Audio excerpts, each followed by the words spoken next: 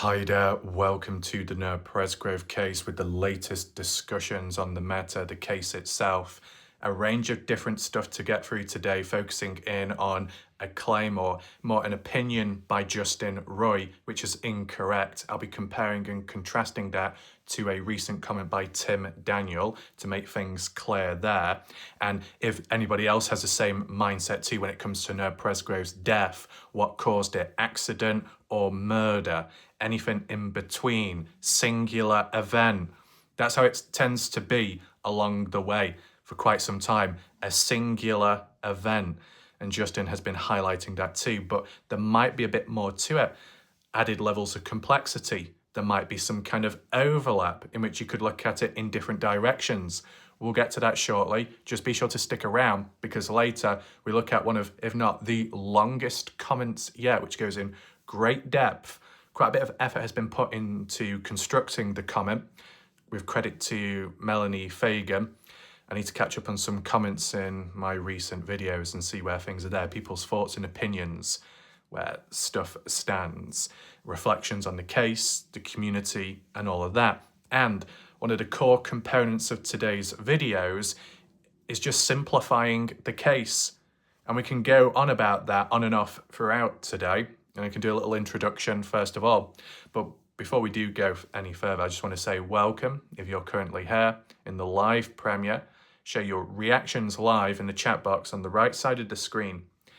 And at any point towards the end of the video, and for those watching go and catch up, be sure to drop your comments and thoughts down below under the video. It will help with spreading awareness. Whether you have a question, thoughts, opinions, theories, ideas, disagreements, agreements, or answers, it's all welcome. And if you do want to watch my recent videos, if you have missed out on anything within the case, it's all documented and can be found top right of the corner where the screen is, I symbol. Click up there, you get the full drop-down box with the playlist and some loose videos. If you want to support my channel directly, there is a PayPal link below in the comments pinned message by me, as well as channel membership. So, first of all, to put into perspective an introduction to simplify the case. This isn't directly for brand new people in which it's, all constructed all together in one place. It's running dialogue of like what's normally done. So it'll be familiar to people that, know my channel and have been around. I must say though, the video last night, which was somewhat important, was awfully quiet. So I don't know what was going on there. Kind of weird how quiet things have been recently. Handful of humans missing in action too, which is a shame, but it is what it is. Am I missing in action? Nope. But here we are. So when it comes to simplifying the case, where would you even start? Well, I think just the aspect of when people say there are no sides to the case. Oh, no. No sides whatsoever. So when people say it's murder, when other people say it's accidental, we're all on the same side. Oh, no. Great start already. This is what I'm talking about. Brushing the cobwebs off. This is what I'm talking about. Goodness me. Really? If there are no sides in the case, there is no division. There are no sides. There's no dark side, light side. It's just for Noah Presgrove. If it's for oh my God, wow. Everybody hold on to your seats because this is embarrassing, first of all. If there is only one side and that's justice for Noah, then it would mean everybody is on the same wavelength. It would mean everybody is in parallel to one another in the outcome of the case, in the aims, in the same or similar beliefs, cause of death, method of death, and foul play or not. If it's all for the same cause, with similar mindsets, all coming together as you would expect. But some people believe it to be murder. Other people believe it to be accidental. Some believe it to be those from the party, and others may suggest it could be a stranger passing on by. When I say no one, not everyone is on the same page. Many different outlooks, many different perspectives, different theories, different ideas. Murder versus accident, foul play versus no foul play. There's a split down the middle. So many people on that side believe it to be this, and then the rest on the other side believe it to be something else. But then you've got in the middle, people that think, well, it could be this or it could be that, but I'm kind of drifting in between. Or maybe it could be a completely different outlook, a completely different perspective, whether that be incorporating that side and that side with something in between to create a hybrid concept. You know what that means when you've got left, right, middle? It means there are many different sides, many different perspectives, different groups, different categories. It's not just one. I think humans, certain people who like to really fixate, where the hands are trembling and the sweat coming from the palms. Oh, there's only one side. If there is one side, then everybody would think it to either be murder or not, and that everybody would be on the same wavelength. Clearly, it's not the case. When you think of a diamond, there are many sides to a diamond, the faces on them, so many all the way around. Okay? Now, maybe with a diamond, technically each side and each face could be perfect, right? Is it perfect here? Obviously not, but this is more real life and it's not an inanimate object. But I think the first thing to break it down and to simplify, there are multiple sides, but maybe people that say there is only one side more so are basing it off people and not ideas or thoughts or theories and ideas. As in the light side, the dark side, there are no light, there is no dark. Everybody is all together. Oh, come on. Wake up.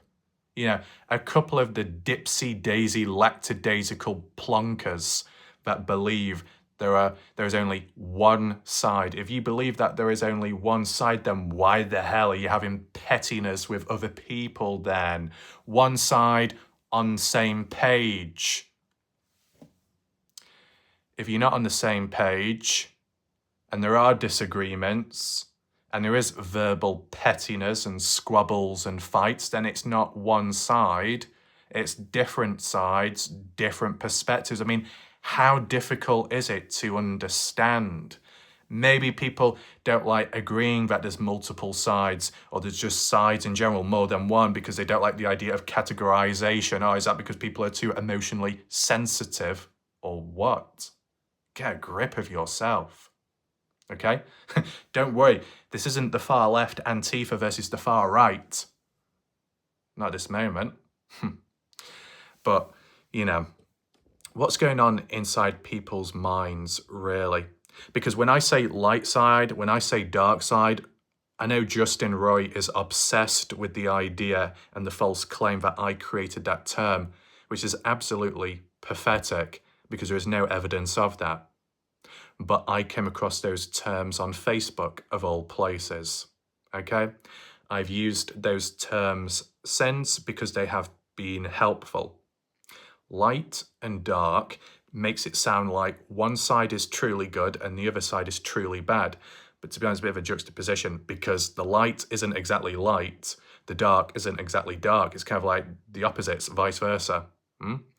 But maybe people get triggered by the word light and dark because, I don't want to be a part of the dark side because dark sounds negative and evil. I'm going to have some tears and throw my toys out the pram. Oh, so sorry to hear that. But then people from the light side may think, well, yes, I'm light and I'm bright and I'm ready to fight, but, there's only one side. If there's only one side, then why are you arguing with other people? Why are you falling out of the pram, throwing your toys out, whinging, whining, making false claims, just having a meltdown just because somebody thinks it's different, just because somebody doesn't trust Caden, just because somebody questions Caden, right? People are walking, talking contradictions there. The concept of people switching, though, from one side to another, perfectly fine and understandable. The concept of changing thoughts and ideas is perfectly understandable. I think this is a second point to simplify within the case. If you believe it to be murder, okay. If you believe it to be accidental, okay. Guess what happens? Are you going to get arrested for thinking it to be a certain way in terms of the outcome, the death of Noah? If you thought it was a murder, you thought that maybe partygoers were responsible, are you going to get arrested for thinking like that? No. For those that think it's an accident, that partygoers did not play a role or anything like that, are you going to get arrested and be told off as a naughty boy or a naughty girl just because you're thinking different? No. If it's just an idea, an opinion, a thought, it stops there. It is what it is. Maybe it turns into a fact. When new information comes about, maybe it gets debunked. You transition elsewhere. Opinions are opinions. It's fine. They can transform into facts. They can become right down the line, but they can also be proven wrong. But when it comes to facts, facts are facts. And there are times and moments where when the facts shine and are present, people still don't listen to it. People still try to wiggle the way out and say, well, it's not true. We can't trust it anyway. Always trying to find an excuse, almost to the same extent as the desperation where some people sound like that they really want it to be a murder outcome for Noah Presgrove, and they really want it to be the partygoers responsible, or some of them in some way. Just like how they really want and demand, they've got the hunger, they've got the thirst, they want the facts, they want the information, they want the court documents, they want the official papers from police and the investigation, and then once that's finally shown, then it is what it is, and then the record's set straight. But I'll tell you something, if it goes a certain way and it's proven to be a certain outcome, which some people don't like the idea of, like an unpopular opinion type of thing, that when it does come out as facts, I'm sure some people will say, well, I did ask for evidence.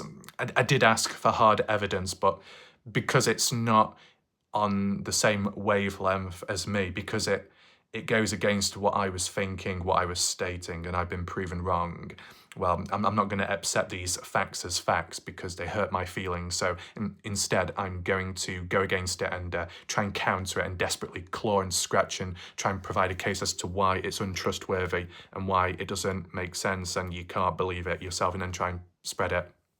What am I on about? I'm talking from experience, okay? The Dylan Rounds case was that exactly. In the Dylan Rounds case, certain talk and words were passed about which you could consider hearsay, but it was enough to be believed in. Other people were too skeptical, and other people were just awkward bastards, okay? I give you an example. The time-lapse footage,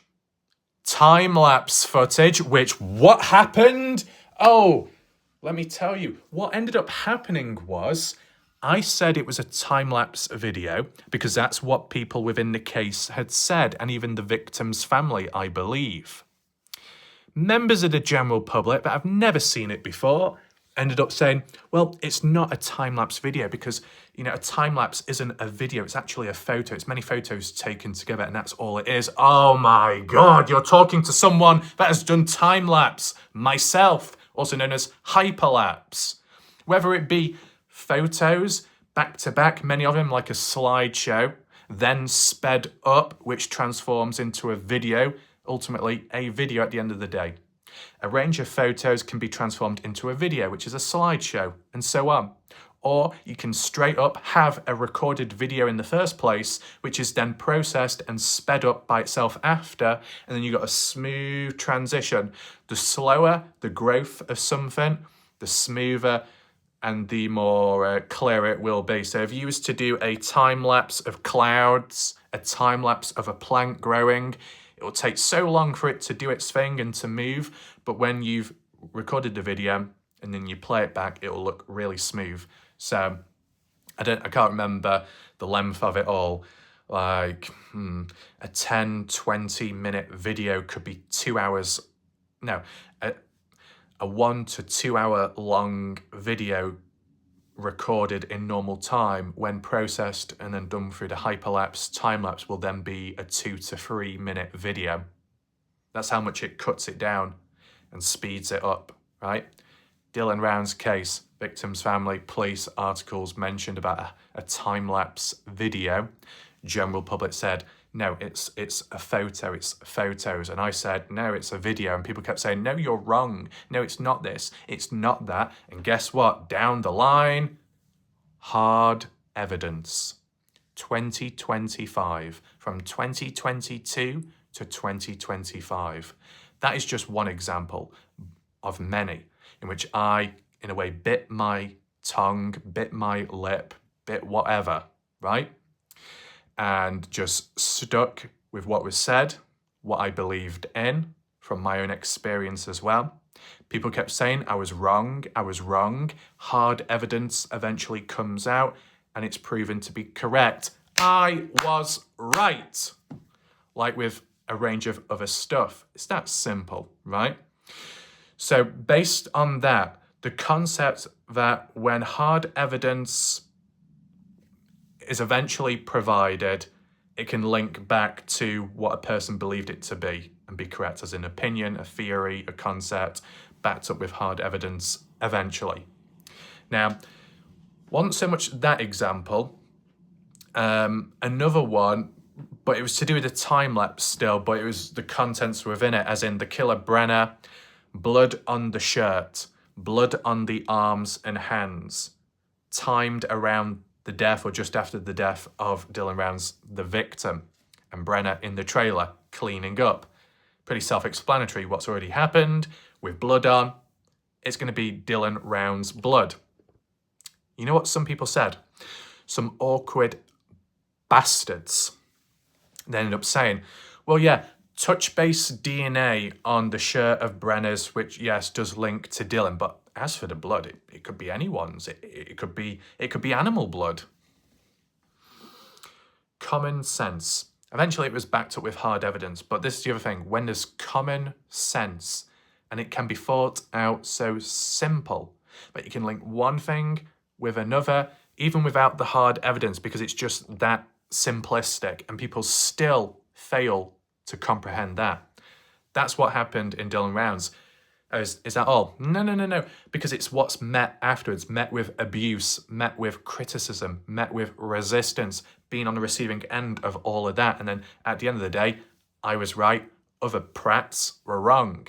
What did they do? Did they apologize? Did they get on their knees and beg? No, they didn't. They kept quiet and moved on. Typical human behavior.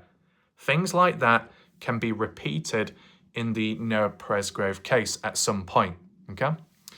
As for how long it can take, well, as I've just said, with the Dylan Rounds case from 2022 to 2025, that's quite some time. Noah Presgrove, 2023 to 2025, but for me, it would be 2024 to 25 because I joined later. So with that, there might have been some things I've missed out on, or opportunities and moments where I could have said, well, I believe it to be this, and I believe that's possible, and I believe that can be true.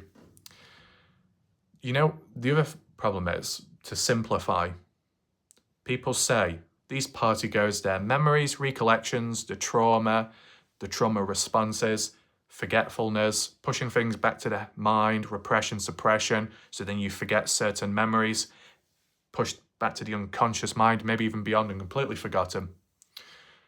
Well, I guess Caden Pressey is a good example because of what was said back in 2023 with those never released text message conversations through Facebook Messenger, in which a summary was done by me with what I witnessed. Some of what Caden said in 2023 greatly differs to what was said in 2024. And some of what was said in 2024 turned out to be true, but what was said in 2023 turned out to be incorrect. And that's a problem, that, because you would expect the earlier stuff to be more true rather than the later stuff. When people push it about mental health, when people push it about psychological trauma and memory issues and memory loss. The longer it goes on for, memory recollections aren't as fresh, mistakes can be made more often. What you remember, what you feel earlier could be more vivid, you can remember it better. But that's not really the case for Caden Pressey. So what hope is there then? In a way. That's just as an example. Still, that was it 2023 October police interview with Caden, which was never ever released. I still say that would be very interesting to compare with the 2024 one. But of course, it's not just all about Caden. The other partygoers as well. Unfortunately, the other partygoers' interviews and presence hasn't been as public or as open, talkative as Caden has. See, the thing is, when it comes to Caden Pressey, if given a different outcome, in a different scenario, in a different universe, if Caden was as vocal as he was, but if he wasn't positive, if he wasn't kind, if he wasn't respectful, if he was quite volatile, if he spoke in a rude way, would as many people from certain aspects have looked up to him the same way or not? Because if that differs, well, then it clearly shows that there is a biased emotional connection. But as long as the first impressions are positive, if you mess up down the line, people are more likely to pick you back up, dust you off, and turn a blind eye, be more lenient. I base it off the same situation. I'll give you an example. You got person A, you got person B. Who are they? Individuals just in life. Person A is a positive person. Person B is a negative individual. But the similarities are they're in the same situation in life. They've got no partner, they've got no friends, they've not got much going on for them in life. They come across a group of people and then there is a conversation individually. What's the reaction from the group of strangers?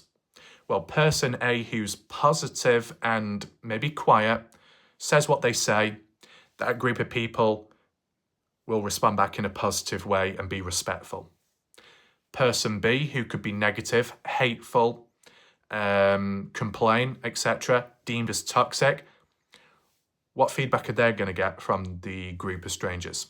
They'll be called all kinds of insults, people given a piece of their own mind, give it back, take it and give it. Makes sense. But what's the problem?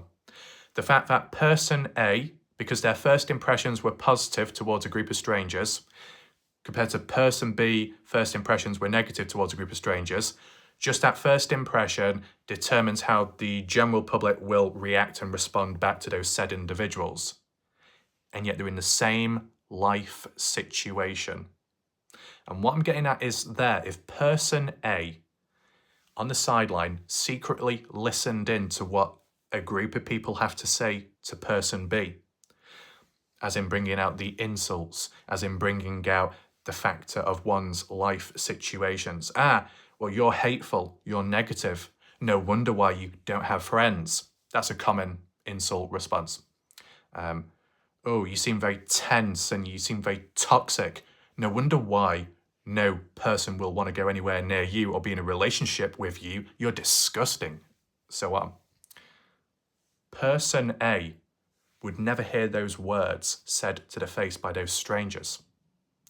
And yet everything what's being said to person B is in the same life situation, as the same things or the lack of things as person A does. Yet person A will not hear that from the general public, but person B will. All because it comes down to that first impression, that initial impression. So if you're negative towards someone, you're going to trigger a response. You're going to trigger people giving a piece of their mind to you. So they're going to say exactly what they think about you and exactly how they feel about you. So that would mean that the general public are being realistic and honest towards person B, based on their life situation, justifying it, and reacting back because that person was negative and hateful towards that group. But person A will receive a nice blanket comfort treatment of leniency. Well, you don't have any friends, but you're a nice person. You're not in a relationship, but you'll eventually find someone. Different treatments, same life situation. Person B hears it from the horse's mouth, the truth, exactly what people think of that said individual. Person A doesn't hear the truth, only hears the positives, which could be fake. That is very problematic, because what that person could say, as in person A, to that group of strangers is, so you say all that nasty stuff to person B. You do realise that said individual A is the same as them. And what would the general public say? Oh, no, but you're different. You're nice. You're kind. Put that aside. Regardless if someone's nice or kind, if they're in the same situation as another individual, but they don't receive the same treatment or words, it makes it sound like that the general public aren't being truly honest towards your face, what they really think about you. But if you, person A, was to change it up and then suddenly become really hateful or negative, they're eventually going to tell you what they think about you. That's why, online or anywhere, if there is a bit of aggression, if there is a level of confrontation, arguments or frustration, it can be a good thing. Okay? Why? Because you're hearing what people have to really say, what they really, really think. So, for the Caden Pressey situation, initially and onwards, with Caden being respectful and, I guess, kind and somewhat positive and communicating and not causing any harm, try not to hurt anyone either, all good, that puts him in people's good books. And when you're in people's good books, they're going to take extra care of you. And when you do slip up, they're not going to react as negative. When you do make a mistake or when you get something wrong, you'll be protected. If you're on the right side, sides, yeah, you'll be protected. You'll gain some level of immunity.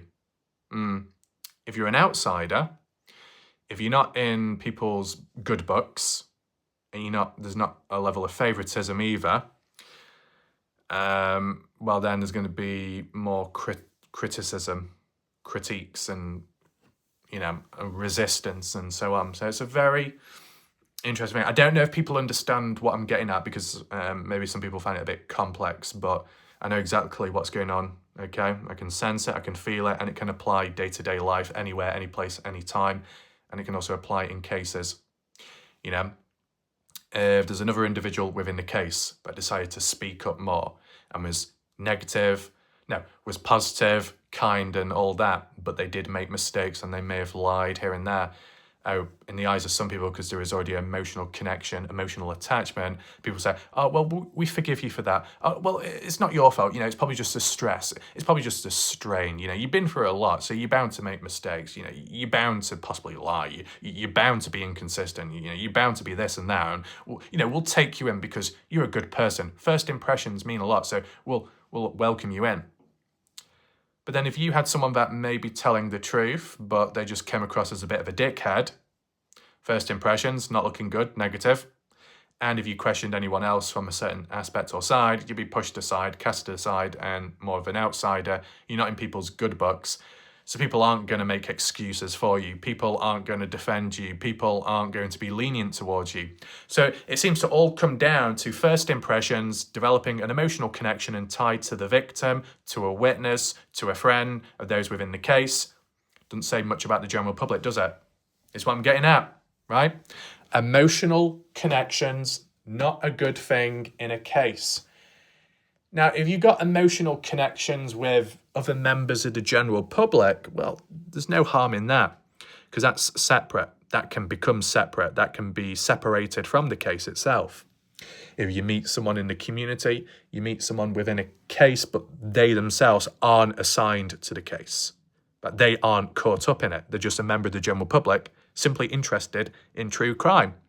Just like anyone, from Facebook to a forum page to Reddit to YouTube, anywhere, you can meet people unexpectedly. It can happen.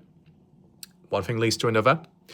But let me give you a very, very good example, okay? This is an extremely good example, and I don't know how many people actually know about this. When it came to Caden Pressey at one point, I wasn't able to anyway, but it just seemed a bit, Caden Pressey in the live premiere chat of one of my previous videos some months ago said, hey, Warlight Ref, do you play on Xbox? Maybe we can hang out and chat online, play video games together. I mean, technically, I'm just a content creator, so I'm not officially signed or assigned within the case, so it wouldn't be a conflict of interest. But you can understand where it's coming from there, as in, I am trying to cover the case holistically from all sides and perspectives. And yet, supposedly, I'm given a heads up, as in, I can get closer to an individual, but not for the case, outside of the case. But they're still within the case and investigation. I'm on the outside. Do you like how it was with JJ Bumpaz and Caden Pressey? How they parted ways because of the case, maybe the legal reasons, and so on and so on. Well, why? There might be reasons for it, of course. JJ wasn't at the party, but yet JJ had to part ways with Caden. Is that because it links back to the lake visit on the same day as Noah's death? Maybe. If it's not that, I'm not too sure. But it just seems a bit, I don't know, unusual. Maybe it's not exactly a bad thing. But you start hanging out or you start chatting with one person and building a report or the other way around. Is that to get someone in their good books in hopes that there's more leniency or positivity indirectly on the sideline?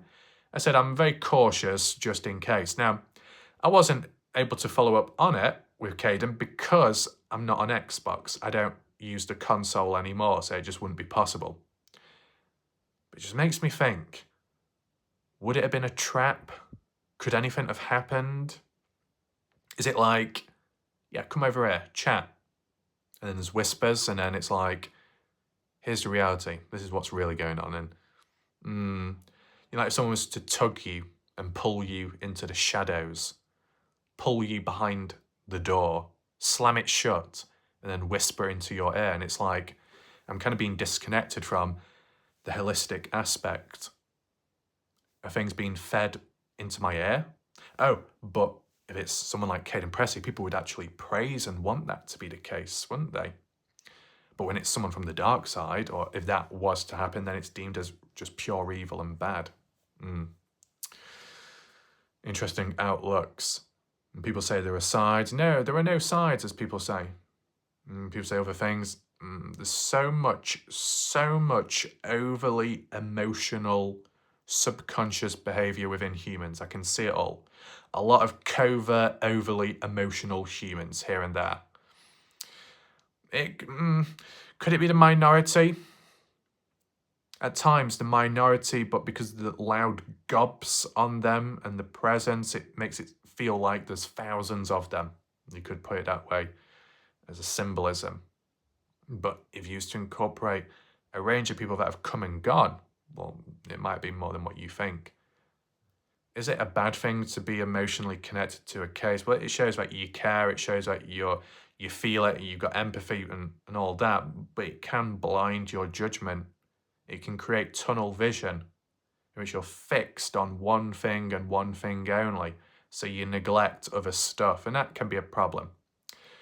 If that's all it comes down to, it is what it is, but it's not that simple, because people that have tunnel vision behaviour also can snap and insult and whine and make false claims just because other people don't think the same way as them. We know exactly those type of people, don't we? Very disappointing. I said, this is simplifying it as we go along, simplifying the fact that there is overly emotional behaviour and first impressions of those within the case outwards towards the community. Then the community can be swayed and sided by that. If they're treated nice, if they're given warm welcomes, we'll be more nice to this person, we'll be more lenient towards this person, but the individual over there that didn't introduce themselves, wasn't as positive, maybe didn't communicate anyway, well, we're going to be not as lenient towards them because we don't really know them as well. There's not as much of an emotional connection, so we'll be colder. Picking and choosing is not a good look. And I think we've seen that with people picking and choosing. What about picking and choosing the outcome of death for Noah? Well, people can switch and change. It shouldn't be a crime. It's not a bad thing if you switch and change. It's good that you've taken into consideration other possibilities. Nothing wrong with that. The whole aspect of being once unbiased to then transitioning to being biased, as what Justin has claimed upon me, makes absolutely no sense whatsoever. The fact that I've gone from one side to another. But wasn't Justin also the one to say, and some others as well, that there is only one side, there's only one victim?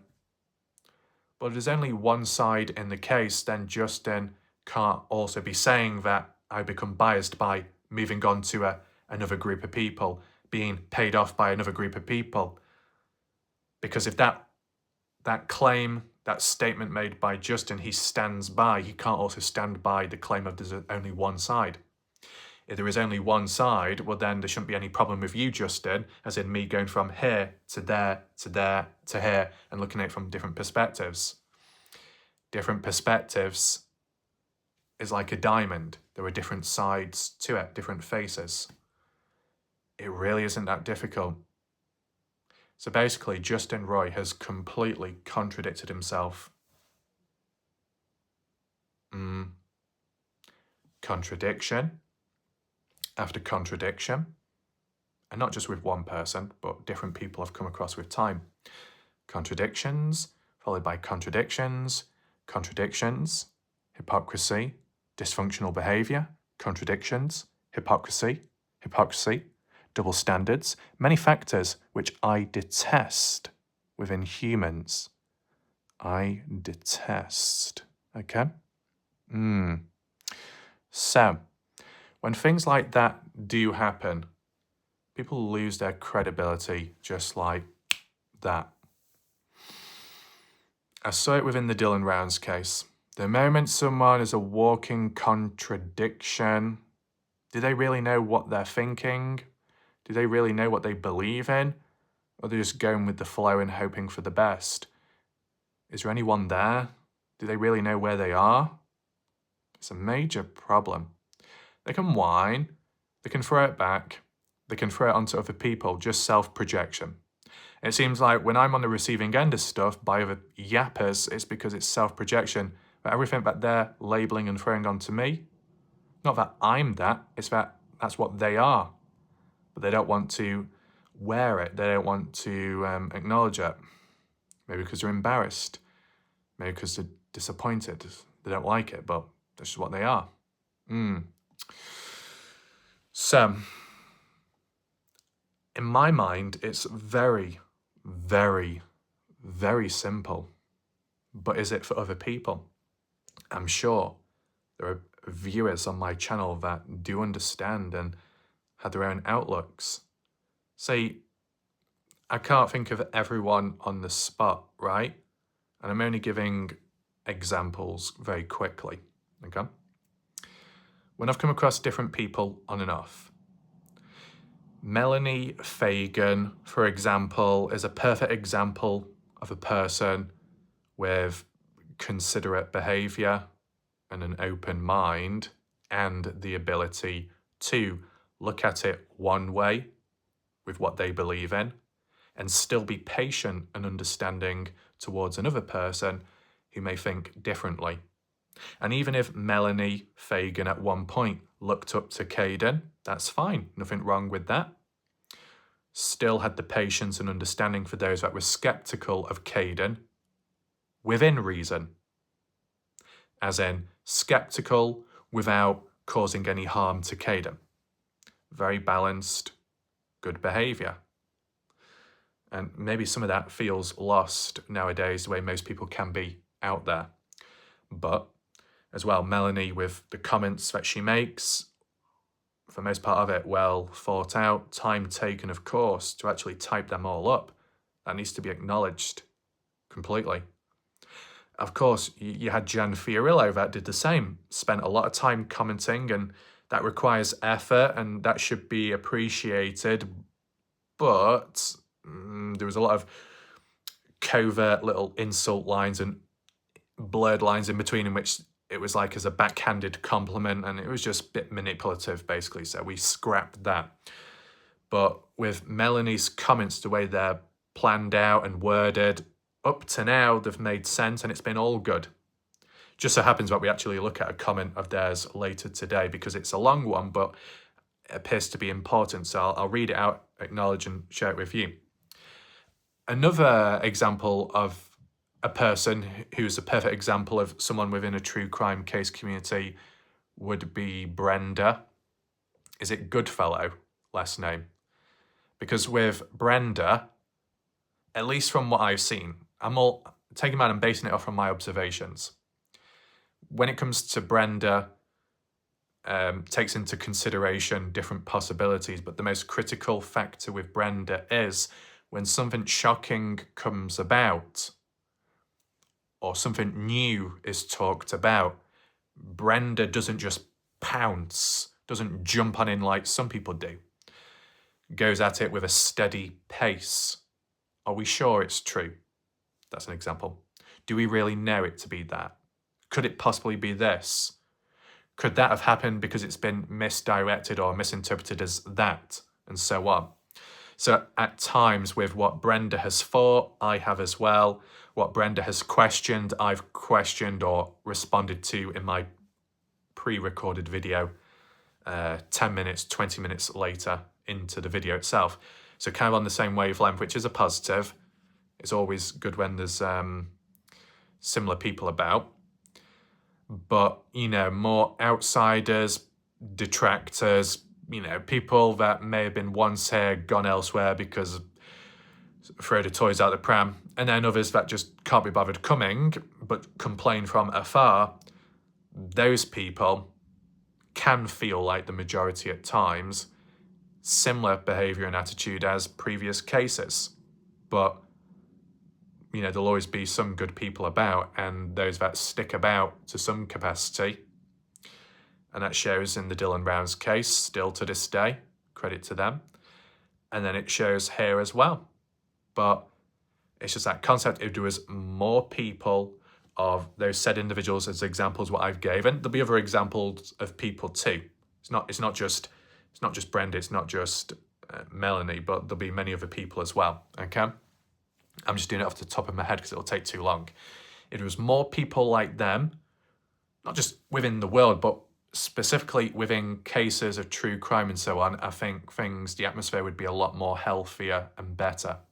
I mean, yes, I could say if there was more Strawberries in this world, more people like Strawberry, but that's just not possible because Strawberry is 1 in a trillion. So there'll be some exceptions here and there, no offense to people. But yeah, just to simplify it, the atmosphere at times within true crime cases can get very messy and there can be a lot of noise, but it's not always a good thing. But those that take the time to respond back or react, whether it be a long comment or a short comment, but well typed and well worded, it goes a long way. Because the clearer it is, the harder, the more effective the message that's delivered in whatever aim you had. And it doesn't create a backlash the same way as someone that does it out of context, you know, like how people do. I think referring back to the emotional connections people have within the case, I think that also comes down to the reactionary behaviour by some. Like, I'll give you an example. So like when it came to Justin Roy, because things would happen to them, they would respond to me and say, have you seen this? Look at what this person said. Look at that threat. Look at that comment. Oh my goodness, it's so bad. And then I look at it myself as an outsider looking in. So I can look at it without the emotional connection. I can look at it without the emotional strain, stress or pain because I'm not the one being impacted in the moment. So I can look at it clearer. And then when I see the wording or I see the language, I said, it's not as bad as you think, Justin. It's not actually a threat. You might interpret it that way. You might already be feeling tense because of everything going on, but it's not as bad as you think. Or this is what they actually were saying. Some of the people may say to me, have you seen this comment? Have you seen the way this person's behaving? It's so bad. It's so creepy. It's so weird. I'm not the one impacted by it, but they may be. they see it a certain way, a fixed way based on their current emotions. I look at it as an outsider looking in, and I can make the picture clearer and provide that perspective. If I was the one suffering, if I was the one on the receiving end and I had to try and make sense of something or someone, I might struggle. But so would other people if it's in their situation. That's why you always need an outsider. You always need a person on the sideline, almost like a second opinion, because they can look at it and breathe without worrying, without panicking, without being confused, and so on. But when you're caught up in it all, and you have to try and make sense of it, it's not that easy. So on a bigger scale, when you apply it to a case as a whole, and you're trying to make sense of it all, how can you if you're emotionally invested and tied and connected? It's hard. It's not possible. If you're a consumer, a spectator, it might not matter too much. It's like in a cinema, you're watching the film, you can react and you're just simply watching. You're not an expert movie reviewer, nor are you the one giving out awards to the companies or directors, nor are you involved in the production of the movie. So you just sat back watching, taking it in, enjoying it for the ride, like how people can with a true crime case. But when it comes to true crime and when it comes to communities online, people nowadays tend to be more hands-on, giving their reactions, their thoughts, their opinions, what they think it could be, and maybe going a bit further beyond that point. So with that level of hands-on approach, when people are emotionally invested or tied to a case, that's where things can get messy, and it can clog up, and it can slow down stuff, and it can cause tension with other people that genuinely are trying to learn but get stuck in the mess of others, what other people have created. So I think if you're emotionally connected, have a lot of empathy, very emotional, whatever, and you listen, you watch along, that's all fine. But when it comes to the hands-on aspect, depending on how hands-on you are with a case, you might have to disconnect your feelings. You might have to disconnect your thoughts and just take it in, just for that full understanding, that full perspective. Maybe not everybody can do that. I mean, just in general, it can be difficult. If it's in a completely different situation where you're like a life situation, you're around someone, you know someone already, you're connected with someone, depending on the strengths and the levels of it, are you expected to disconnect there? Absolutely not. 99.9% of humans probably wouldn't or want to. But you'll always get that 1% that can emotionally disconnect from a very important person, because what's greater at hand is even more important, and that is making sense of the situation, making sense of how the other person may be thinking and what's going on there. But you won't be able to do any of that if you're emotionally connected. So really, that example is a more extreme case scenario, as in the expectations are low, but the want to react in a certain way can be more difficult because you know the person or people. But a true crime case, you don't know the people, you don't know the individuals for most part of it. You might think you do, you might feel that connection, but you're not really connected to them physically, by blood, by friends and all that. So there's more chance to be able to disconnect there, to then be able to look at it as a whole. Okay?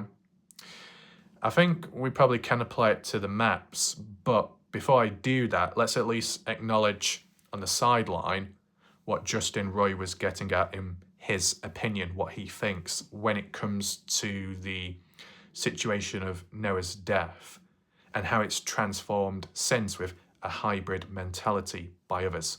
Let me show you. Take in mind, this is a very recent comment by Justin Roy that said, I think everyone is trying to think everything that happened to Noah was caused from one singular incident. I do not believe this. Personally, I think multiple things happened at different times. Just my opinion. Okay, interesting. So, I mean, trying to keep up with Justin Roy, despite sounding like a broken record at times, I know Justin Roy has been consistent with the idea of murder, from what I can remember. Okay, here's the way it is. I do believe Justin Roy at one point thought it was a beatdown or something, then focused more in on golf clubs, and then some vehicular-based death. I guess Justin might be incorporating all those different aspects now, or whenever he decided to combine them all together.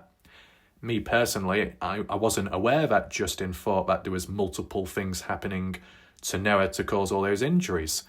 But why does something make me think that because of Tim Daniel has influenced Justin Roy indirectly?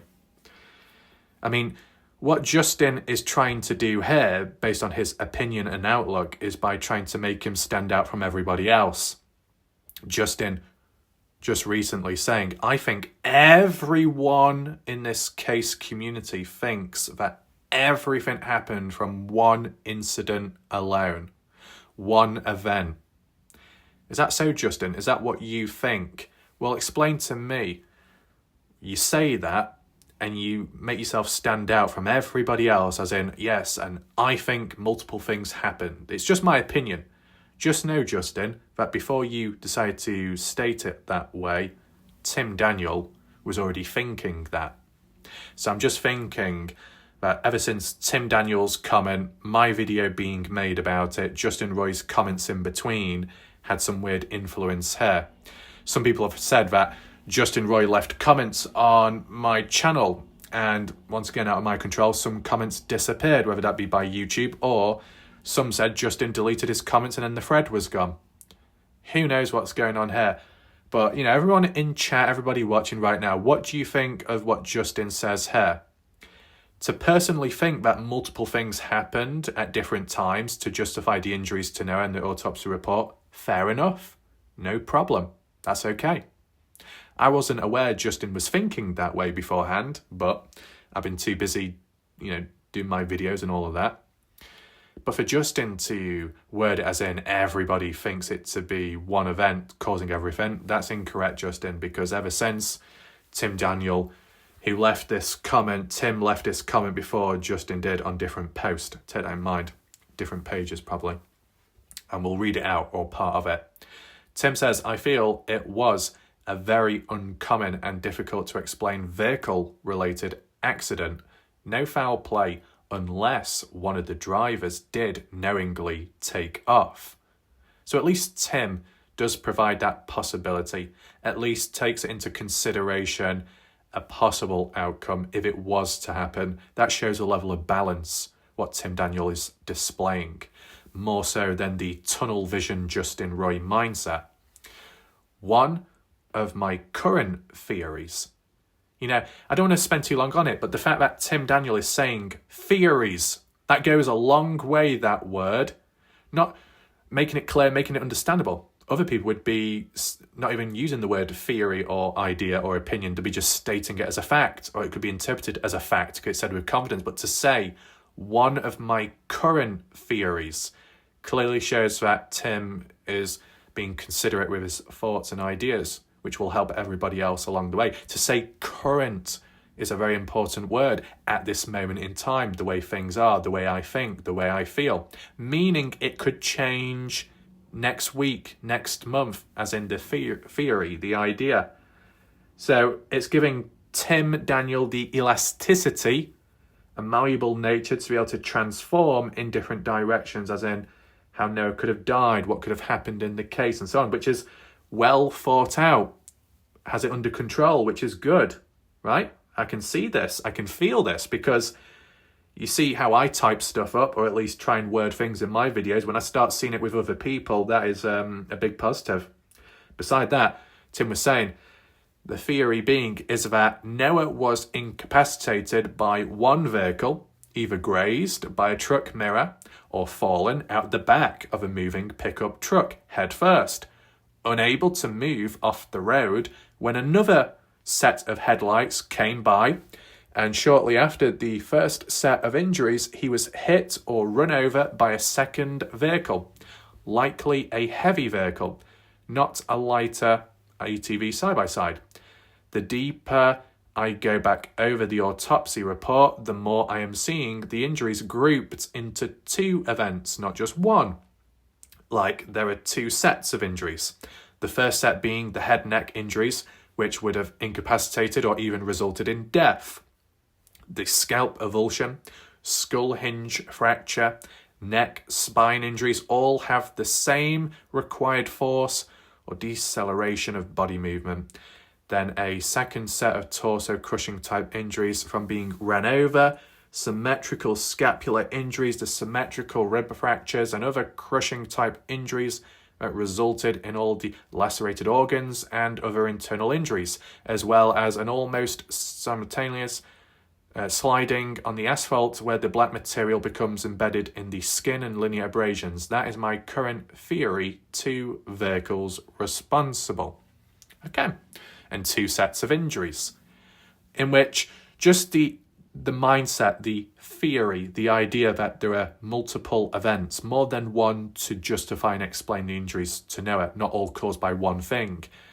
Just like how Justin Roy is saying here, I think multiple things happened to Noah at different times to cause those injuries. But I swear, it might not be by Justin Roy, because I don't want to go all in there. I want to be careful. But I swear there are some people with time that have bombarded, have criticised, have been full on in, someone thinking it to be a certain way or multiple ways. And then they themselves had the cheek to think the same way later and brush it off. I'm just being very cautious with my wording as in vagueness as to who could have demonstrated that, a level of hypocrisy. But I swear I do remember, or at least feel it's happened previous, where maybe you as a viewer thought it to be a certain outcome to explain the injuries to Noah, right? Maybe you thought it was more than one event, and then other people say, no, it can't be this, it can't be that, and then you yap on at you, they might use words and insults, and then eventually they start thinking the same way as you. Maybe not as in like same exact type of death, but just as in acknowledging there are multiple factors and events to take into consideration which could explain the true outcome to Noah. And it's like you've spent months, you've spent weeks dealing with others, yapping on, criticizing you, insulting you, and then eventually they start thinking the same way as you, but there's no apology, there's no acknowledgement. It's just as it is. It's like, oh, we'll just write off the past, turn over a new leaf, play it off as if nothing ever happened. Maybe I just pick up on it more because in the Dylan Rounds case, I put up with so much, I was on the receiving end of so much, and then in the end, I was right, other people weren't, but then other people said, we're all in the same boat, we're all in the same situation, we're all glad that closure has come about. And I'm like, don't you dare try labelling us all in the same boat. For your own incompetence, don't be associating yourself with the rest of us or even me alone, okay? You're your own person. You've effed up in some way. Don't be applying yourself upon me or closing the distance. Different humans, built different, simple as. Some people will close the gap, right? Come up with excuses, group everyone in the same boat as a means of trying to blend in more when they know that they have messed up. So just take that in mind in the future. So, this situation here, Justin could be thinking murder, but different events, things happening to Noah as part of foul play. My interpretation. Tim Daniel suggesting more so kind of like accidents, a tale of unfortunate events happening to Noah, one after the other.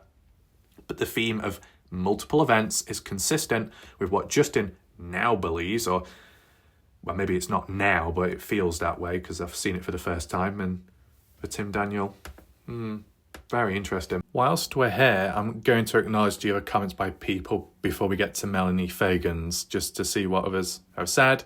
Mark, just got off work, missed it, no worries, videos will always be there. June, thanks. Bean L, get well soon, Junie.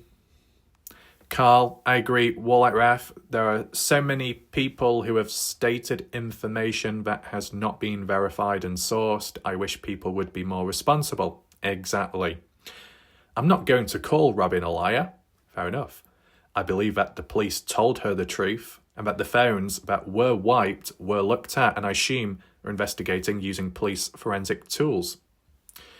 Who do we have here? Nathalie. We're investigating. Who is we? Who are you? Correction, and I assume... Oh, boy. Carl, that was a typo. Right, okay. Beside that. Yeah, all the photos and videos and screenshots we, the public, have seen, visualised, seem to just know the partygoers having a good time and that is it.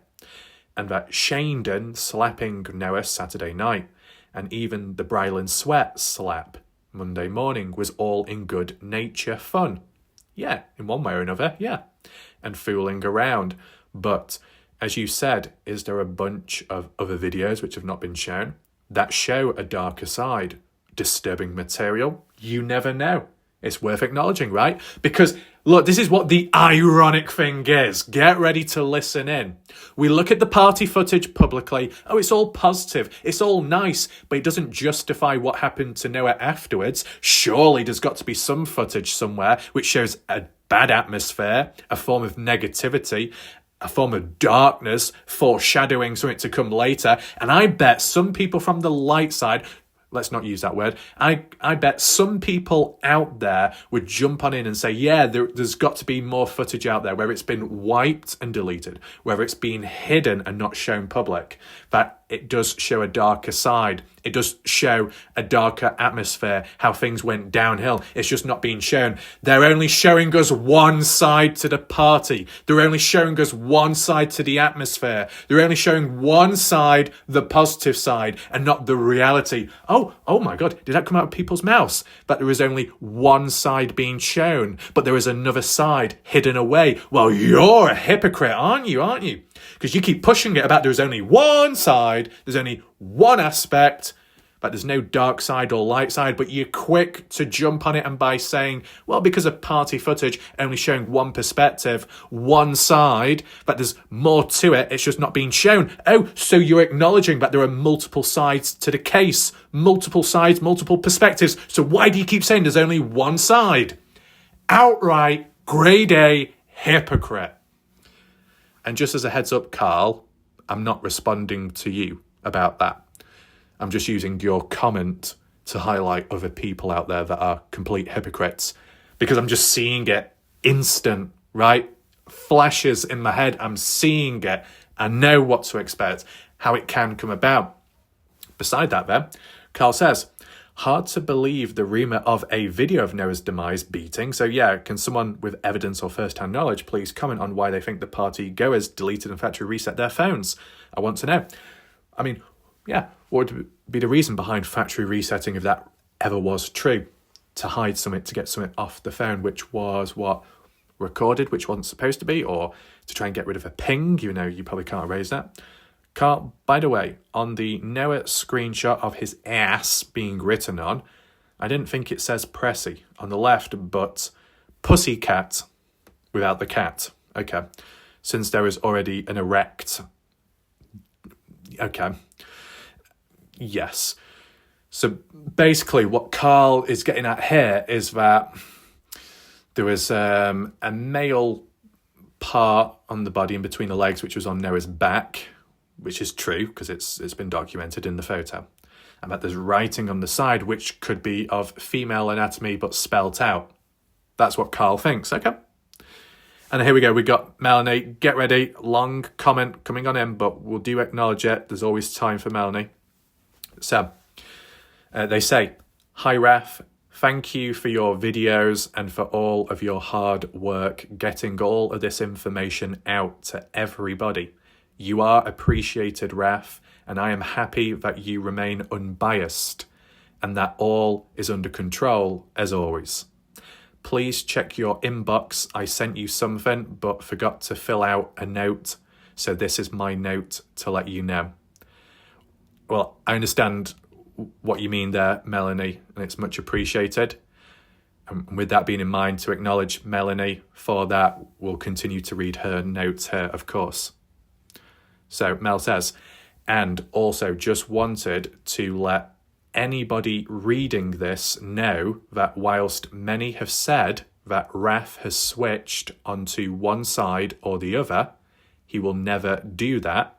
He is the one person that is on YouTube that is reporting on Noah's case and has been able to remain unbiased and true to his word.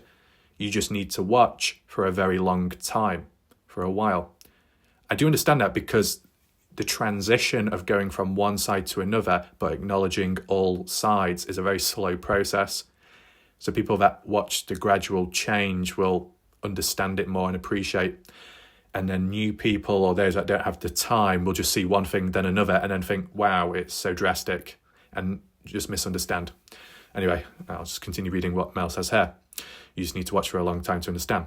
Or you might believe the ones that brag about having turned him onto the dark side. I refuse to believe this, because I know Ref would not ever break his word, number one. And number two, he has told us all that he has everything under control. And if you just pay attention and watch the videos, you will see that is exactly what is happening.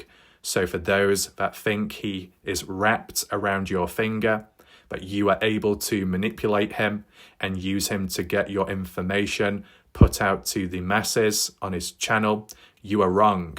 Ref is not someone that you can trick like that. He's not going to let anybody dictate to him and what he's putting on his own YouTube channel. Nobody owns Ref. And if you think you do, you are very mistaken. And actually, I believe you are more than that. I would believe you are delusional. Well, of course, I do appreciate what Melanie Fagan is saying here. It's very positive to see, but it's also very positive as in having that understanding of the situation, the process of it all, the foundations, not just of the channel here, but the case itself and how things come about. So to read it in someone else's own independent words is a big plus, of course. So let's just say, and can I give you any examples on the spot? I'll give a positive example, okay? It's not to be taken the wrong way. So like how people like to call the dark side when they appeared on my channel commenting and so on. For example, you had Robbie Taylor, who has been very helpful in giving context, like the live chat, or if there's a question or something needed clearing up, or just a heads up on something, it's there. Robbie has it under control in those aspects. That's positive. In the early days when it came to covering stuff from their perspective, or things that needed to be covered which they thought of, or on behalf of other people, and I was like, whoa, there's a time, there's a process to it. I'll do it when I'm able to and when it's possible to get the best results. And joking and being lighthearted and so on, Robbie Taylor understood. But what it went to show is like what Melanie is referring to here, but also with credit to some from the dark side, as in they know, they respect and they understand, as in how I do things. It was just through lightheartedness, but I just wanted to give like a bit of an example. However, there are other people out there, unfortunately, that will demand and expect and push and prod and pressure if you don't do something immediately. If they want you to cover something, or they've got material and they don't understand, they're not patient, they just keep pushing and pushing and then deleting it and then expecting you to know it all offhand, off your head. And it's like, whoa, too much. So yeah, let's just continue on. Melanie says, Raf, thank you again for all you're doing, and I trust always that you are remaining true to your word and staying unbiased, and that people need to pay attention and they will see that over time. I also know that you are the one that has kept this case alive and gotten the message out to so many all over the world that Noah mattered. He was a beautiful soul and he didn't deserve what happened to him. I'm hoping and praying that there will be answers soon. When those do come, finally there will be peace for Noah so that he can rest and closure for his family and loved ones. You are very appreciated and hope all is well, Mel. So much appreciated that. It's very good of Melanie to say all that, and with the cat the cat emoji as well. And then you've got the new cat emoji as well, the ginger cat too. So yeah, that's all good. There's a bit more too though, or maybe there isn't. So there was a little bit more to that response, someone responding back. I think Justin Roy, I guess, countering what Melanie said or something, and then Melanie responded back more with an even longer comment. But for some reason, it doesn't seem to show. When I clicked on it, it said error. I don't know if that's just YouTube glitching out again. Very unfortunate, because I wanted to read and acknowledge the rest, what was being said, but unable to do so. I did mention about Google Maps or something, but maybe we can save that for a separate time just because of how long the video has gone on for. But, you know, to really crunch it down, if you think murder, fair enough. If you think accident, fair enough. If you think in between and you can merge the two together, fair enough. It is what it is. What's going to happen? You're going to die for thinking a certain way? You're going to get arrested for thinking opposite to somebody else? Because of the emotional behaviour, the reactionary behaviour by others, those type of people make it difficult for everybody else, and it just causes unnecessary mess. So if that can be pushed aside, or you can wade through it to look onto the other side and move on, then that can be a positive. There are still videos that can be covered and acknowledged in different types and theories and so on. So there'll still be some videos to come about. Just plan them out. I think there's a certain theme that can be done next to do with cleaning the house. Not that it did happen, not that there's absolute evidence, but just the theme of it, just to talk about and go from there and see what comes about. Because there might be references from different people with time. This is what happened and that's what happened. You might be speaking about it based on what you've witnessed, but it's hard for the general public to know because they've not seen it with their own eyes from the horse's mouth.